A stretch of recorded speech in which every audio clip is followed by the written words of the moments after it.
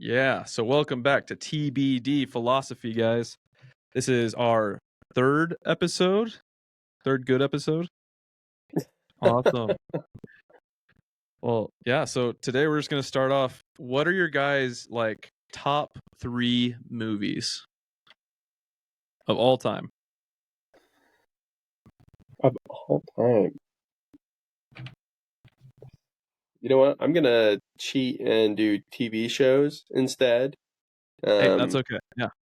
It's allowed. I'd probably have to do the Dark Knight trilogy as one. Attack on Titans up there, and probably Full Metal Alchemist Brotherhood as the last one. Okay. So quite a range there. Yeah. All right, Caleb, what about you? You can unmute for that. You know, Joe's just in his anime era right now. Don't judge him. It's great. If we're allowed to maybe series, I'm gonna go top with the show. Baseball time is going to 100%. Can't deny that. So Next good. is gonna be episodes 1 through 6 of Star Wars, Okay. and then finally, it's pretty controversial, but I really enjoy the Fast and Furious franchise. Hey, everyone All needs a right. good turn off your brain type movie, right? Exactly. One single movie for everything. It would be Avatar, 1917, and Pacific Rim. Good choices. So then why are those your top 3 favorite movies? What is the factor that relates all of them, do you think? What makes them so good? I'm going to go first on this so I can hear myself after. If we're going for the movie series, I'm going to say Lord of the Rings. Really scratches the itch for me for that medieval fantasy. But also, the bigger reason is because there's some moments in that show that really display the indomitable human spirit. I mean, I said it as help more office out of the people. And it shows their resilience and their drive to go on even when things get hard, their loyalty to one another, and the love that's shared between brothers. Love it. That's awesome. What about you, Joe? Yeah, I think mine's fairly similar to Caleb. That hero's journey in the 3 stories that I love, the Dark Knight trilogy, Attack on Titans, and Full Metal Brotherhood. Oh my gosh, you weep with your heroes.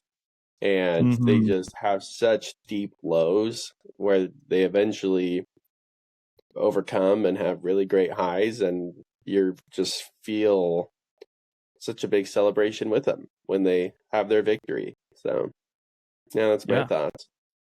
I agree. I 100% agree with all those things. But the one thing that I think ties it all together is because these shows and movies, they exemplify characters of virtue. They're virtuous people that they're shown there. And because we want to be virtuous and we struggle, we connect with those characters. And that's why we love the movies. So I've got a little bit of a monologue. I'll cut it down just because in interest of time. Movies remind us that in the face of adversity, it's possible to triumph by staying true to our values and principles. Their victories become our victories. Their growth is our growth. This shared experience fosters a connection between the audience and the story, as we see parts of ourselves in these fictional heroes and characters. And movies are also a source of escapism, allowing us to step away from our challenges. But the escapism isn't passive, it's transformative.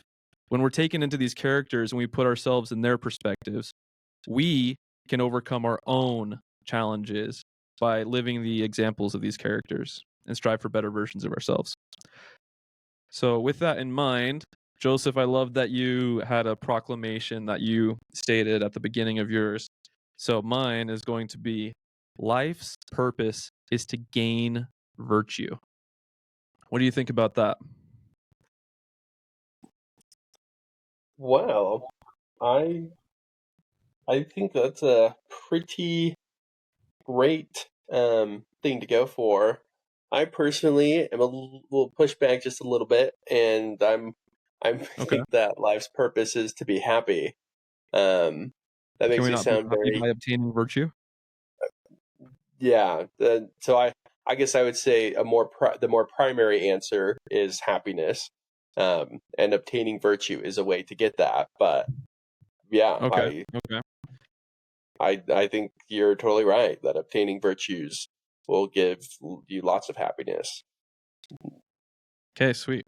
So maybe not life's purpose, but it is one of the best ways to achieve happiness. I like that. Absolutely. Yeah, great. Awesome. Caleb, what do you think? I cut out there for a sec. So I heard that the life's purpose is to get into virtue, or to Yeah. become a virtuous being. Yeah, what do you And think about that? I think if you were to ask Socrates or Aristotle or Plato about that, they would agree with you 100%. Okay. So What are from your that thoughts point of on that? view, I'd say sure. So from a more religious standpoint or spiritual view, I would have to agree with Joseph a little bit, saying that we die, that we might have joy. Um, I wouldn't say that that's our primary purpose in being here. I would actually say that becoming as close and obtaining as many Christ-like attributes as we can in this life as possible is more in line with what our true purpose is. You have to have joy. In reality, we're here to become like our Father and like Jesus Christ. And so if you want to call those virtues Christ-like attributes, then I'd say that yes, it's one of our main purposes in life. Yeah, I would definitely say that Christ was the most virtuous of all people that have ever lived. 100% agree with that. But yeah, so I was just thinking, who is more virtuous in life than our good friend Theoden King? Because I just watched a video about him and I thought it was really cool. But I think he's a very, very virtuous man in the end. So let's see. So we have Theoden here. What are some aspects of Theoden that are virtuous? That sweet sword that we have. I don't know if that counts as a I virtue, but yeah, we'll count it. I Virtue. I think Okay. I think his killer speeches to go ride into what could be assumed as almost certain death. His willingness to charge for the sake of honor and laying down his life for fighting for what he believes in. Looks like you cut out, Joe. We didn't hear that last part. Oh, and his willingness to fight and lay down his life for what he loves and believes in. Mm-hmm. I agree. I I gotta agree. say, I think that he's very stoic. Um, and I'd say that in his life, he actually has very little joy, very little happiness in his life. During the time that we know him in the film, our first interaction with him is him finding out that his son, his only son, was murdered. Um, he then loses himself to Sauron and his influence through Greenwald Empire. And then after getting that back, he lives a fairly hopeless life. Like his outlook on life is really negative for the most part. You know, he's like, where was Gondor? Like, he doesn't really. He's a little bit of he's a bit of a pessimist in some ways. So what I'd say it makes him a virtuous man is him, despite all those things, he decides to do the right thing. When it comes to him getting his strength back and, Gandalf frees him from influence, he was going to kill Leland, Aragorn,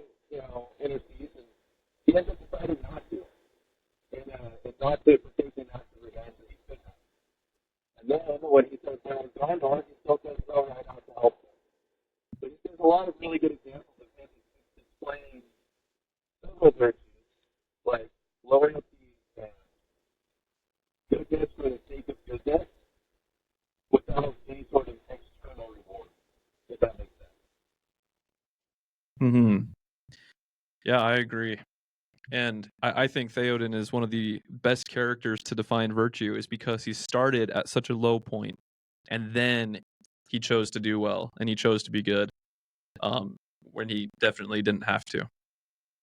So there's just one quote. I did not write it down, so we're actually just going to skip it, so we don't waste time.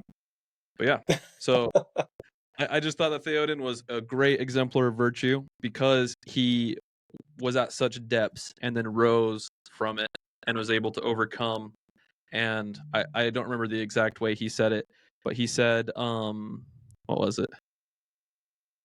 Like, I go now to my fathers, in whose presence I will no longer be ashamed. And he dies a peaceful ending. So anyway, so we've talked about a few examples of virtue with Christ and with Theoden, but what is virtue? Well, how would you guys define virtue?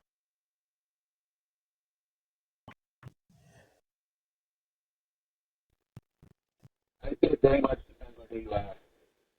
If you look at the philosophers of ancient times, I want to say it was Aristotle, said it was actually a combination of three things, and I'm not going to remember all of them. I have my notes in front of me. But one of them is the station into which you're born. One of them is actually external goods, so like the things that like you gain and have around you. And then the third one, I think, I don't remember what it was, something like honor or something like that. I don't exactly remember. Okay. What do you think, Joe? I think, in my mind and life experience, I think there's typically two definitions that I have most commonly come across, two different connotative definitions. One is typically in use with the word chaste as well, so typically talking about sexual purity. And I think it's fine when you use that word in that case, but my understanding and expectation is that in this discussion and for most of philosophical debate, to my understanding, is virtue is more so thought of as just the at least my understanding of the ancient Greeks was very often just thought of as just the good, the excellent, the best, and kind of But what does that mean? all To be in good or to be excellent or to be the best? well in kind of each of its own category. If you were an Olympian and you were the top Olympian, you were such a virtuous Olympian. Like you had paid the price to be such a fit athlete, and therefore must have been and were a virtuous person. Or if you were a sculptor and just made the utmost beautiful and jaw-dropping works, you are one filled with virtue, just kind of someone who has achieved excellence, or I think the word they'd often use for excellence is I think it's pronounced arete, arete, I think. Whew, fingers crossed. I might be an embarrassment for my philosophy professors right there, but No, you're right. It's Arete. So arte or ret, or I don't know how to say that. okay. But yeah, just the idea of kind of the pursuit of excellence itself fostered virtue. Okay, so like to be good to good in a skill or professional in a skill is what you're saying. Yeah, if basically you just wanted to strive to be the best in anything, and your pursuit of striving to be the best is what made you a virtuous person. I see. Okay. Well, those are some great answers. we're going to go into some definitions from the Greeks and from the general definition as well. So we talked about the Greek definition. The virtues of something are what enable it to perform excellently in its proper function. That was the Greek definition of it. So like you said, Joe, it was excelling at a skill or being the best at pottery. I think I'd also go in to say something like being the best at being kind or having traits that are virtuous as well that you work at, right? And then the general definition Sorry, is I should say yes to that. I just shook my head, but this is a podcast, so not everyone's gonna have video. no worries. You're good. You're good. But yeah, the general definition, that is a modern day definition, is behavior showing high moral standards and then paragons of virtue. So what are the qualities of virtue and who is virtuous? So if it's like a skill and you're trying to be good at it and you've worked really hard and you've struggled at it, is that a virtue to struggle to get better at something? I just want to like narrow in and be a little more specific, you know? I think a fun example we could think of is David Goggins. He is a man who doesn't fit the definition of virtue in a like pure or holy sense. He loves to swear and would turn all the moms and grandmas' faces pink, but the punishment he chooses to put his body through, the insane feats that he accomplishes with his body, I think that like feeling of awe and respect towards Goggins is kind of this virtue that we're talking about, to where yeah, he can swear, he can probably do a whole lot of things wrong, but because he has chosen and mastered this specific area in his life, it's inspiring. It makes people go, wow, you're amazing. It is pretty amazing. I agree. And yeah, so a lot of what you've been saying, Joe, are more physical things you can do. You can do pottery. You can work out really hard and have an excellent body, right? What about like moral virtues? Like I've got a few here that I've listed off, like honesty, you know, courage, compassion, humanity, justice, or even moderation. You know, would you say that those are virtues? Yes. I'm going to give Caleb a chance to talk. I think I just heard him for a second. I've been talking for a bit. What do you think, Caleb?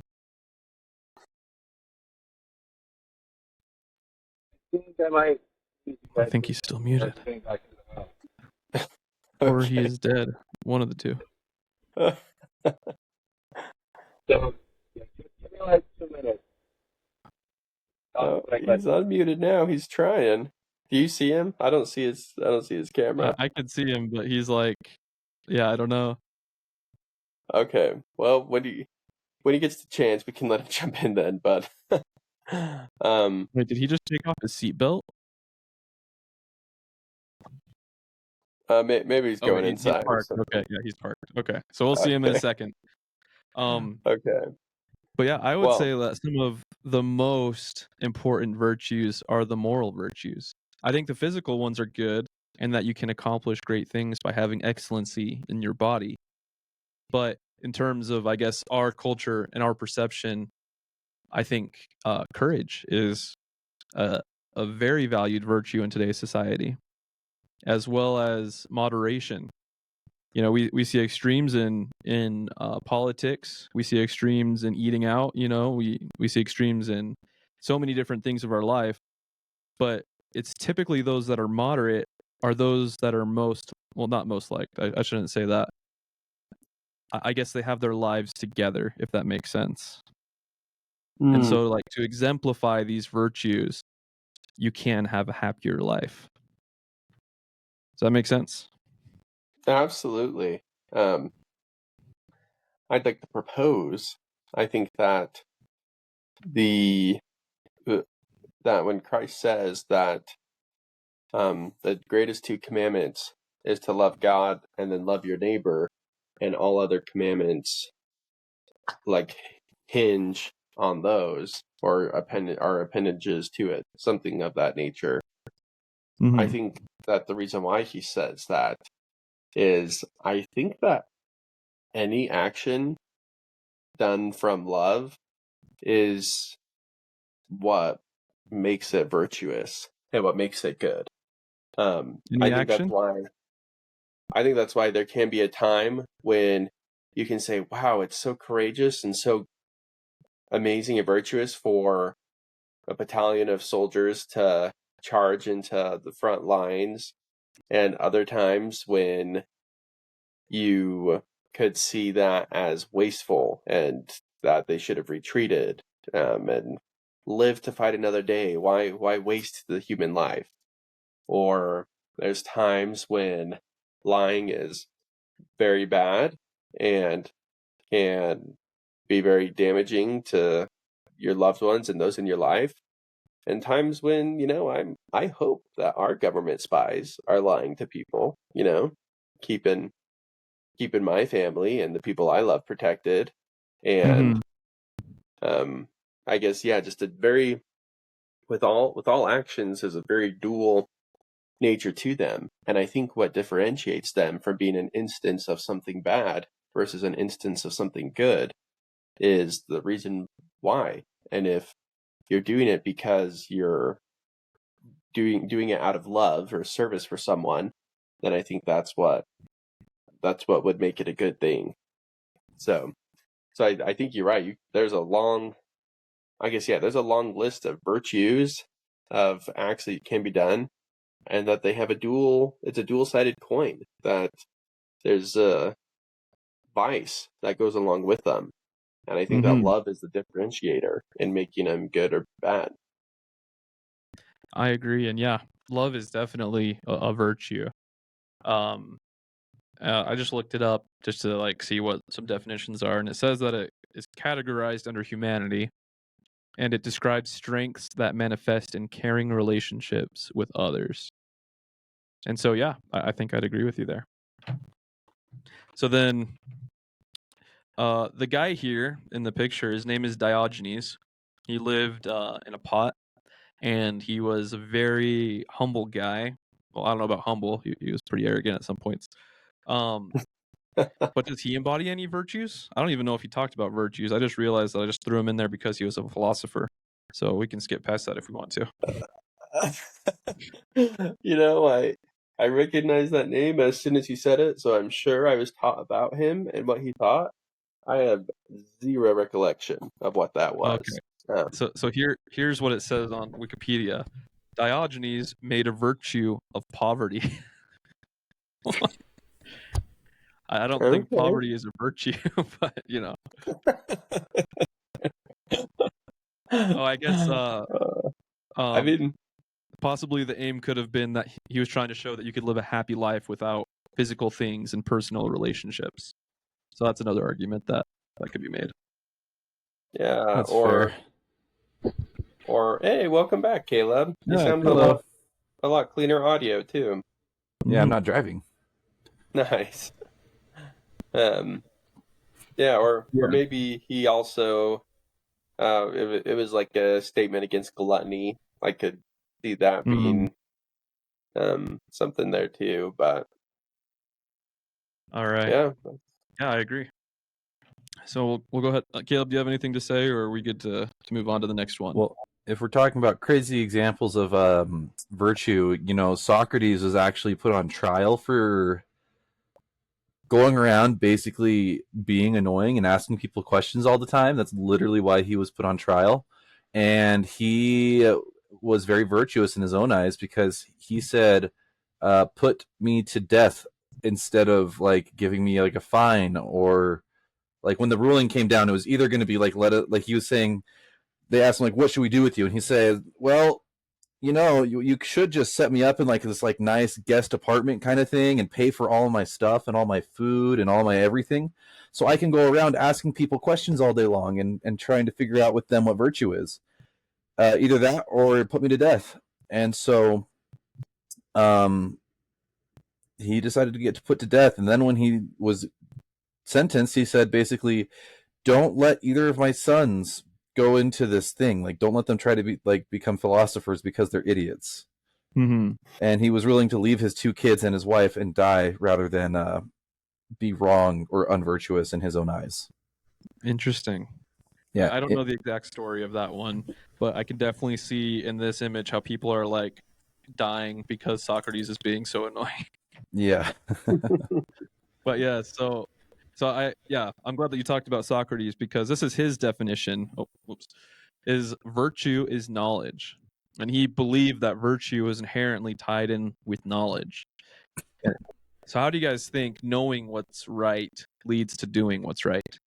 Is that the case? Well, to add maybe a little more depth to his definition, Socrates' big kind of theme or claim was that he knew nothing. That was the only thing he did know.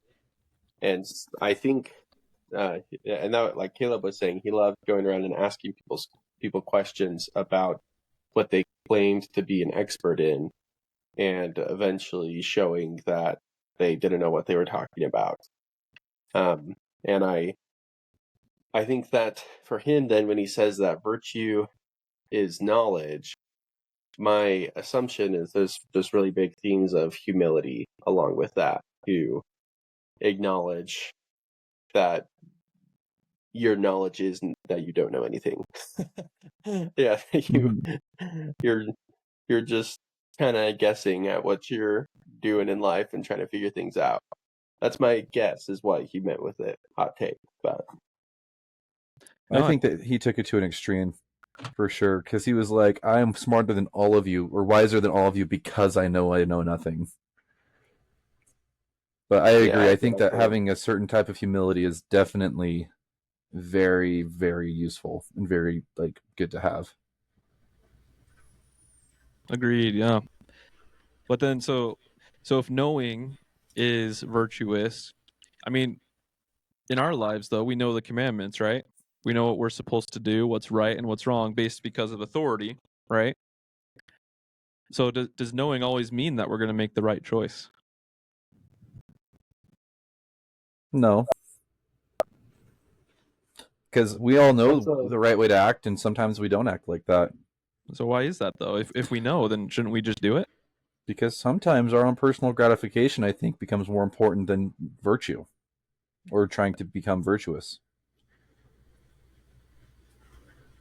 and that is, I distinctly remember that is a topic that I had a hard time wrapping my mind around in a class once, Tanner. If you don't do what you know is the good or right thing, like, can you even say you really know it?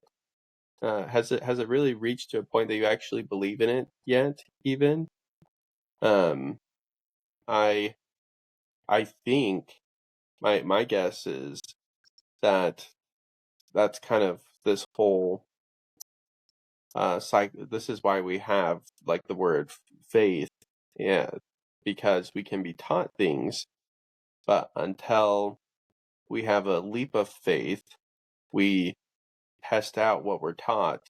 We might not have very high hopes for it yet, but or we don't know whether or not it's actually going to work out this way or believe it.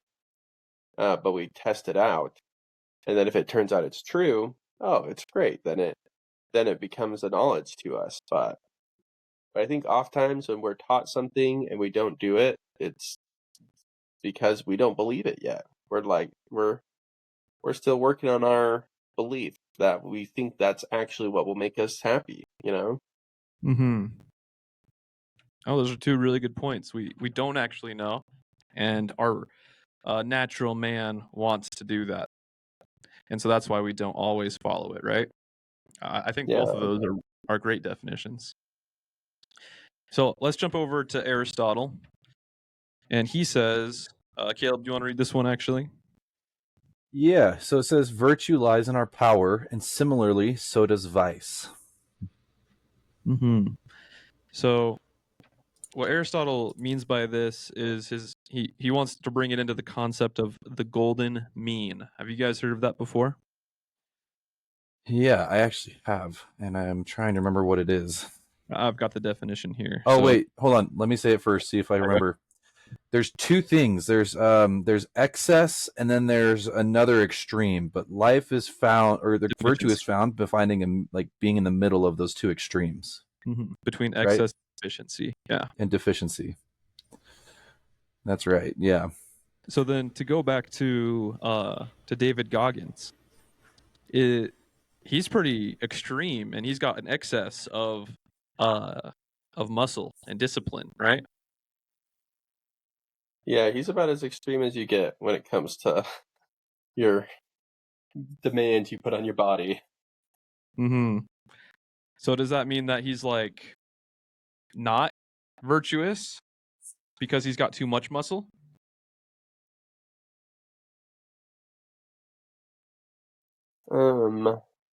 I'd say that he is virtuous in the way that he has that, but I think there's a few other factors that Aristotle himself actually said we needed in order to be considered virtuous. It's not just the golden mean, if I remember correctly. Yeah, see if you can find that. Yeah. While you're doing that, I'm gonna. Oh, sorry. Go ahead, Joe. I feel like it really just depends on, in the eye of the beholder, of what they value.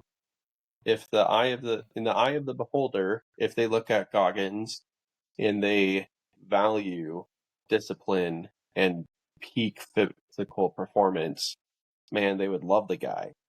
But if in the eye of the beholder, if you value a family man, I don't know. Maybe I actually don't even know if he has a family. My assumption that I'll make for this discussion is that he trains so much and so hard that he would stink as a family guy. That's my guess. So I think that So virtue in one area leads to deficiency and virtues in other areas, or I guess extreme virtue in one area. I think very often the case, and hence the need to decide what is it that makes you happy in your life, because you can't have it all. Mm-hmm. So if that's the case, then what's the number one virtue that we should be focusing on to make ourselves happy? Is there a number one virtue? Sorry, guys.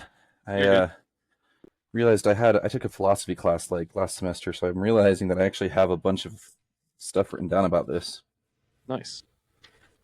And just while you're turning to that, Caleb, I posed the question, what is the number one virtue that we should be focusing on? Because Joseph and I just talked about how extreme excess in one virtue can lead to deficiencies in other virtues. This is true. I'd say that actually there's another guy who makes a good idea about those things. If I can remember who said it. But I personally think that moderation is a very good virtue. I think honesty is a great virtue. And I think honesty and integrity kind of go hand in hand. I don't know if those would be two different things. Yeah, here we go. Okay, so Ross is another philosopher who actually's got a list of 7 different virtues.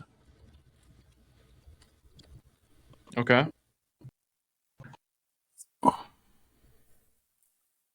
Let's see here.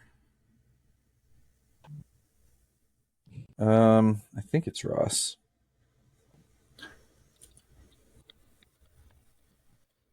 They're not called that. They're actually called prima facie duties. And I don't think it's a perfect list, but I actually think it's pretty decent. So his list of 7 things is basically trying to create like a way you can look at like any situation and be like, okay, which one of these is the most important thing I need to focus on, and then going from there. And so you'd like make a list of like 7, and you'd put them in order of what's the most important. So first one is fidelity, which is like keeping promises. Second is reparation, making amends and fixing things that you've done wrong. Gratitude, which is, being grateful for the things that you've done and doing good to others as a result of that. Justice, appropriating pleasure or happiness in favor of merit. Beneficence, which is promoting the good of others. Self-improvement, working on ourselves. And non-malfeasance, which is not harming or injuring others. And this is a guy that was not religious, and so I actually think it's a pretty decent list if you're looking at it from purely from a secular point of view. Mm-hmm. But his top one is honesty in that case. Fidelity, yeah, same thing, yeah. But yeah, honesty, being true to what you are, what you say. Mm-hmm. Yeah, I think I can get behind that. And just so you Yeah. know, I'm not trying to prove anyone wrong. I'm just trying to spur the discussion. So. Oh, absolutely. So yeah, I think that was great. I didn't really have that in this slideshow though, so we're just gonna keep moving on. That's okay. So this is from a non-traditional Western philosopher from Confucius, and he states that the superior man always thinks of virtue, and the common man thinks of comfort. Why do you guys think that is? Why do non-virtuous people just think of comfort? Because comfort is easy, and thinking of something other than yourself and how you're feeling is hard.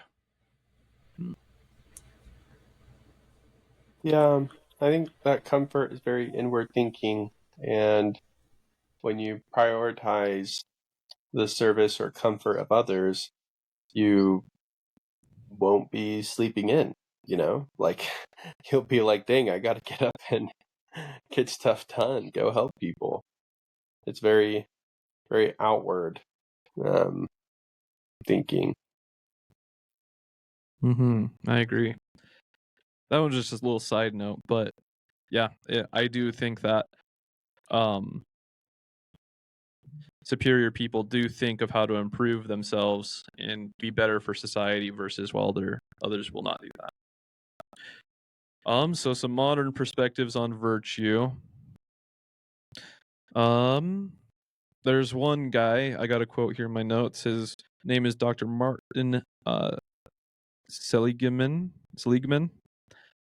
And he says modern virtue is about finding a balance between personal growth and contributing to the greater good. So again, talking about how focusing outward. So let's see. I think a lot of these last ones I put together early on, so I might just skip them. But we'll answer the last question.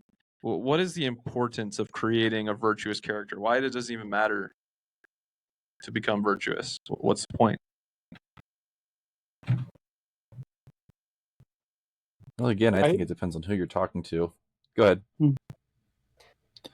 I think going back to the Confucius definition actually has a good answer to this question. I think that if you are concerned with yourself and your personal life comforts, that is not a very good attitude to have for the well-being of a family, community, overall society.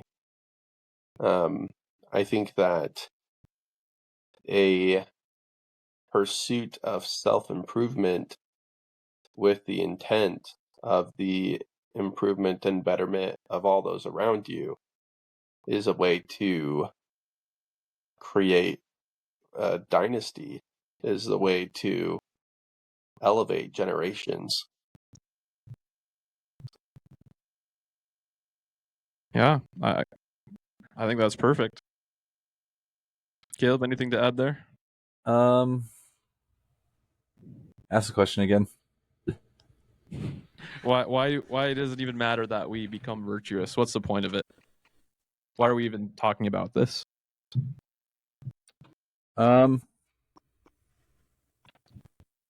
Because no man should ever be content with the state that they're in. They should always be seeking to become better. And in doing so, if every person were to do that, we'd have a very, very good society. And so society would benefit, individuals and families would benefit as well from people just trying to be the best that they can. And from a religious point of view, we make ourselves more worthy to stand in the presence of God. Yeah. I think both of those answers are perfect, and I think it's different for everyone. The important part is that we do it. So let's see. This one's just a painting I thought was cool and showed some virtue. I'll just go over it quickly. It's called Faithful Until Death. And this is just a fake story that someone put together because in Pompeii, they found a guard with full armor on and everything, and it's theorized that he was faithful and stood at his post until he eventually died to the volcano. Now I think that goes a little bit to the excess of the golden mean, which Aristotle says, it's the arrogance and cowardice, right? So I think this errs too far on the side of arrogance, but I just thought it was a cool painting. And then the last Aristotle quote that I have is, "We are what we repeatedly do. Excellence, then, is not an act, but a habit." And what he means by that is pretty self-explanatory, is that you can't just be virtuous once. You have to be practicing it every day. And so then, for the last slide, how do you develop virtues personally? What are virtues that you work on, that you actively think about?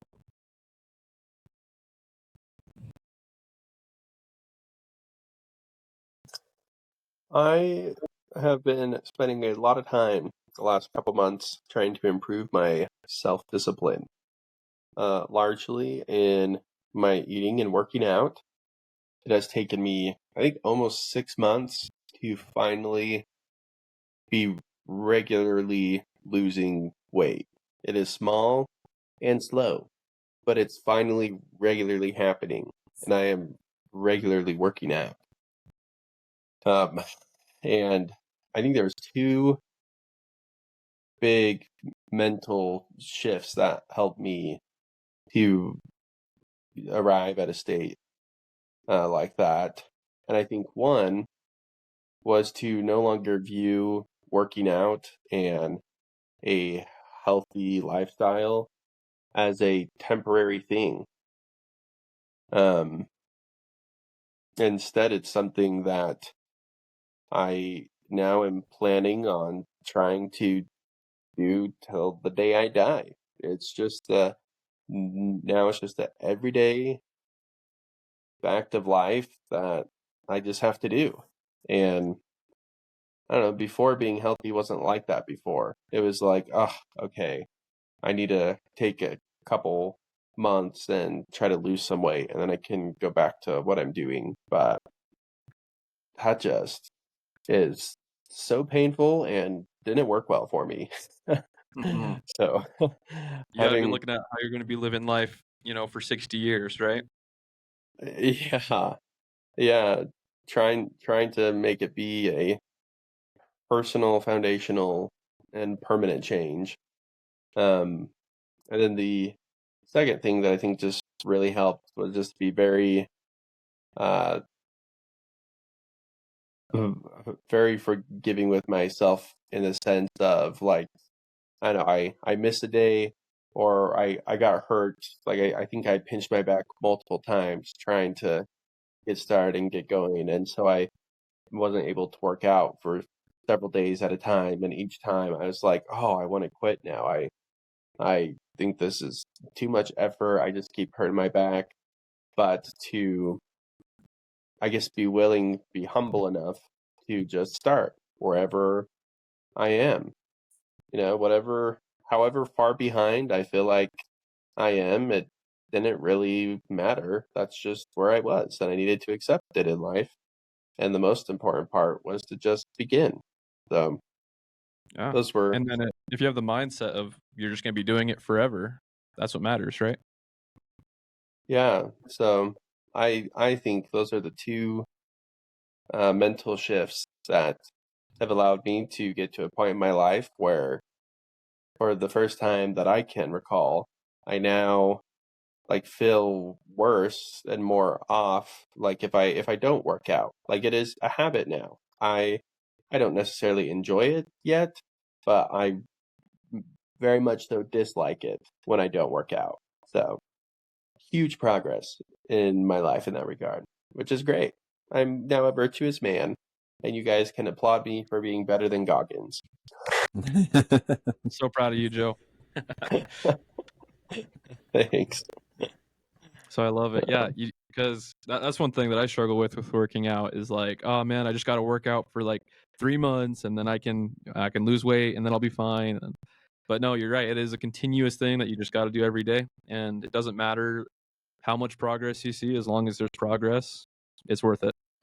I like it. Yeah, What do you think, Caleb? I agree. I have to say it's kind of like I don't remember if it was Uchtdorf or Holland, but they're like, it doesn't really matter like how far you've made it. It just matters in what direction you're pointed and if you're moving forward. I agree. So then, Caleb, what's the virtue that you're working on? One that you want to work on? I have to say something I think I've gotten very good at developing recently is just being patient with myself and with others. Because I think that at my age right now, I'm 28 right now for those future posterity of you. And I still don't have a bachelor's degree. I live with my parents and I don't have my own business yet. So you do pay your parents to live there. That's fair. I do pay rent, but I'm definitely not where I thought I would be at this age. And it's just learning how to be patient with the process and be like, hey, like, I thought that I would be at this point, have a bachelor's degree, possibly working on a master's and have like 2 or 3 kids, but like life hasn't worked out that way. And that's okay. It's just learning how to be patient and with yourself and just having faith that everything is going to work out in the end. And so I think that that's definitely been something that's helped me out a lot. And I try to be patient and kind with myself each day with that. And I think it's been helpful. Yeah, so patience is a virtue. There we go. I'm now more virtuous than David Goggins as well. Yeah, there we go. Woo! We should get shirts that say better than Goggins. We definitely are. That's for sure. That's funny. Well, I love it. I think I'm with Joe, though. One of the ones that I'm working on is self-discipline, especially through my eating habits. Because that's what always gets me is just eating. Like, I love eating, and I love eating a lot of food. But recently I've just been really trying to have smaller portions, and whenever I go out to eat, I'll get the smaller thing instead of the bigger thing. And I'm still working on the working out part, but yeah. So I think one is definitely self-discipline, which is a good one. But yeah. That's it for me. That was the entire slideshow. So yeah. Sorry we kind of jumped around a bunch, but thanks for coming. It was super fun. Great podcast, guys. It was great. I loved being introspective 8 in the end there. Yes. Are we great photo choice for that one. Yeah, that's great. I'm happy to announce that Nephi is now home, and so hopefully, maybe fingers crossed, he can be joining us soon. And are you going to be just a little, not detour? What's it called? Like a trailer, a little snippet, little preview for next week. Caleb, you're going to be talking to us about the supernatural, right? Yeah, isn't that right? Sure. Yeah. Yeah. We can talk about some unexplained mysteries. Which, by the way, Joe, do you want to stop recording? We can talk shop for a minute. Sure. Yeah, that sounds great. Okay, sweet. Yeah, well, we will sign off and see all our bajillion listeners later. Oh, yeah, we'll see you bajillion listeners.